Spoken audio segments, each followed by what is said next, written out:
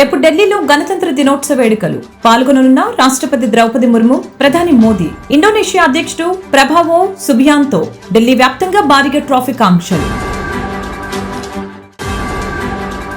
భారతీయులకు మరొక షాక్నిచ్చిన Trump. Return ticket లేదంటూ ఎయిర్పోర్టు నుండే భారతీయ పేరెంట్స్ ని వెనుకకు పంపిస్తున్న అమెరికా ఇమిగ్రేషన్ అధికారులు. వ్యక్తి మీద కోపంతో వ్యవస్థలను నాశనం చేశారు. వైసీపీ ప్రభుత్వ హయాంలో ఆంధ్రప్రదేశ్ బ్రాండ్ ఇమేజ్ దెబ్బతిన్నదన్న సీఎం చంద్రబాబు. విధ్వంసానికి గురైన ఏపీ బ్రాండ్ ని తిరిగి ప్రమోట్ చేసేందుకు ప్రయత్నిస్తున్నామన్న ముఖ్యమంత్రి.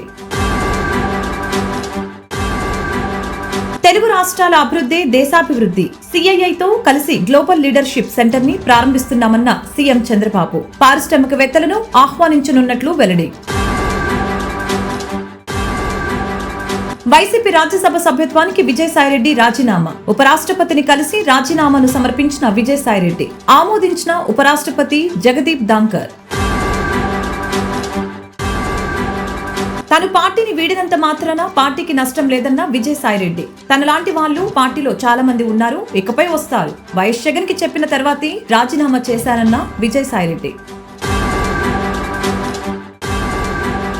రాజీనామా అనంతరం ఆసక్తికర వ్యాఖ్యలు చేసిన విజయసాయిరెడ్డి. తనపై తప్పుడు ఆరోపణలు చేసిన వారిపై పరువు నష్టం దావా కేసుల విషయంలో రాజీ లేదన్న విజయసాయిరెడ్డి. టీవీ ఛానల్ ఏర్పాటుపై పునరాలోచన చేస్తానని వెల్లడి.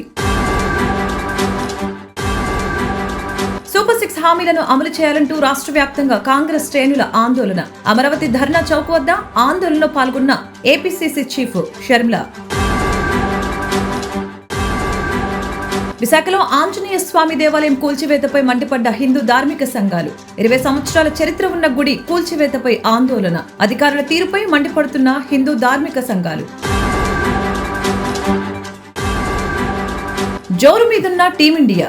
నేడు ఇంగ్లాండ్తో 2వ T20 మ్యాచ్ సాయంత్రం 7 గంటల నుంచి ప్రత్యక్ష ప్రసారం.